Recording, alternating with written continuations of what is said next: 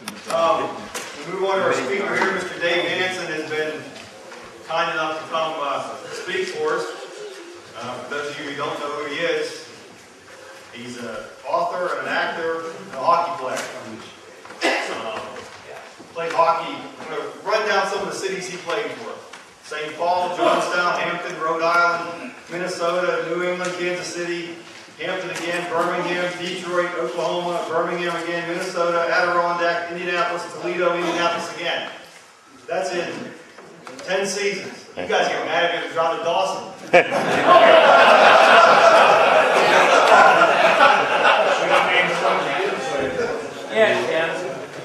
Looking at his statistics over his career in hockey, he had one NHL goal.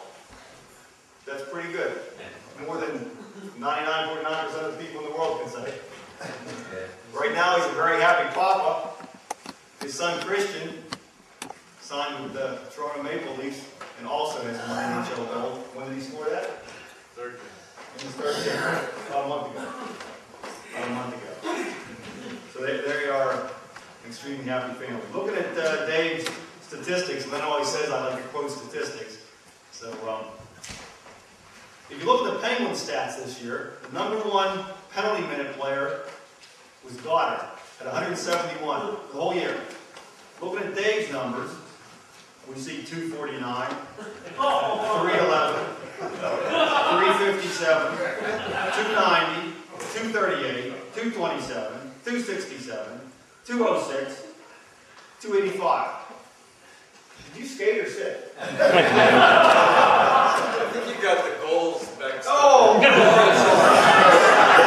Obviously, I proved I'm not good at statistics when I do this, so I must have it back. And even if we only heard Dave talk about his hockey career, I'm sure we could hear him talk all night long. But he was in one of the greatest movies of all time, especially one of the greatest sports movies. Whenever people talk sports movies, Slapshot.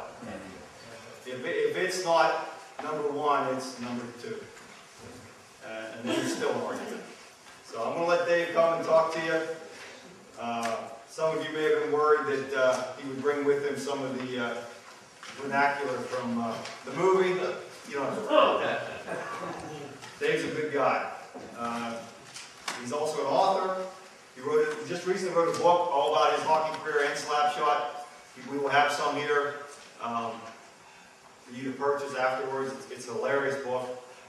I recommend it highly. And there's a lot of quotations in the book from people you've heard of, hockey names, and how they respect this guy. So, gentlemen, Dave Hanson.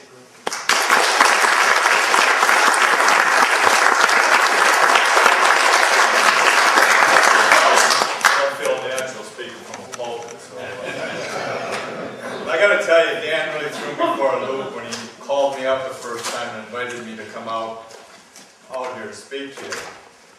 He says, Dave, he says, I want you to come out and speak to the Dartball league. Now you know how I feel about you guys. That's something I can get into. Never done that before, so when I get here tonight and he hands me a piece of paper, here's all the statistics and everybody, I'm thinking statistics and farts. And then I look at it, it says Dartball. So I gotta warn you, I've been eating pork and beans and pickled eggs all day today, thinking I'm just gonna be passing gas with you guys. So when you see the flag start waving and the roof start raising, believe me, it's time to exit this place. I'm gonna be releasing. I've been squeezing the cheeks pretty hard for the last 3 hours, so. So really, how many folks in here have seen the movie Slapshot? How many men on the cloth have seen the movie Slapshot? I didn't say any of those naughty words in there, believe me. If you believe that, I'll be in church. But just to start out with, I'm from Minnesota originally. Grew up in the land of 10,000 lakes. I become a hockey player. It's kind of the natural pastime there for us. Lakes freeze for the majority of the 12 months there, so there's not a whole lot to do other than skate and play in the snow. So grew up on the frozen ponds, Minnesota, and played high school hockey there. Went to the University of Minnesota, got recruited by a fellow named Herb Brooks, who I'm sure is a name a lot of you recognize, won the gold medal, the Miracle on Ice back in 1980 Olympic Games. And then I turned pro. My first professional hockey team was playing for the Johnstown Jets in 1974. Now, you had to be a pretty tough cookie to live in Johnstown, and you certainly had to be a pretty tough cookie to play for Johnstown Jets back then. And where I grew up, I became a pretty tough cookie, i.e. the penalty minutes there.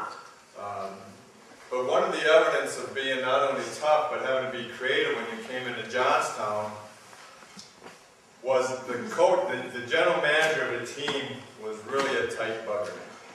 He would not spend money on anything. He had a budget, he stuck to the budget, and one of the things was hockey sticks. Now, you know, a hockey player without a hockey stick is like a carpenter, you know, without his chisel or without his saw or hammer. But Johnny Big Daddy Mitchell was his name, and he stood about 5'4", but he carried a big stick. He would order hockey sticks at the start of the season, and you'd get about 2 dozen. And we played the regular season was an 80-game regular season, and then if you're fortunate enough to get in the playoffs. So you get your hockey sticks at the start of the season, and then about January or so, it's kind of like a Christmas present, you'd get your next batch of hockey sticks. So you had to be pretty frugal with your hockey sticks. But I'm a rookie, I play hard. You know, the stick is part of the weapon, part of the arsenal that you have when you play. And the veterans never told me that, or the rookies for that matter, that hey, you better be careful because if you run out of hockey sticks before January, you're just out of luck. Well, I'm running out of hockey sticks, and it's only December. And I asked the veteran next to me, I says, hey, I'm down low on hockey sticks, can I borrow one of your sticks, get through the game? And he says, no. I said, what do you mean? He says, I only got like 5 left. And I said, well, we'll get some more, right? No, you don't get any until after the first of the year. I said, well, how's that work? And this is while the game's going on. He says, they didn't tell you? He says, Big Daddy orders them now, you don't get any new order until January. So on the other side of me, I got Steve Carlson, who was one of my brothers in the movie, and then next to him is Jeff Carlson, who was the other brother in the movie. Big tough Minnesota boys. And I turned to Steve, I said, Steve, can I borrow one of your sticks? He said, no, you can't. I only got it up myself. I said, well, what am I going to do? He says, I don't know. He says, I'm pretty low myself. So game's going on, and I'm thinking, geez, gosh, what am I going to do? So finally I said, hey, Steve, I says, be ready. He says, what do you mean? I said, just be ready. He says, okay. Well, back then we had bench clearing brawls. We don't have those anymore. New rules came in. Now, everybody has to stay on the bench. But back then, one guy got in a fight, everybody's gloves came off, everybody grabbed each other. Somebody would jump over the bench, both teams would jump on the bench, and everybody's gloves and sticks were laying all over. I said, Steve, I said, be ready. So my shift was up. I go on the ice, first thing I do is draw my gloves and grab a guy. I start pounding away on him. The other teammates grab the guy, they start pounding away. Steve knows right away, I'm coming. He comes over the bench. Both teams come over the bench. Well, just before that, before I went on the ice, I turned to the trainer and I said, as soon as everybody comes out on the bench and the sticks are out there, I want you out there grabbing all the other team's sticks. Fights are going all over. I got this little teenage kid up there grabbing sticks, running back to the bench, running down in the hallway to the locker room. And I had a bundle of sticks that got me through the rest of the year.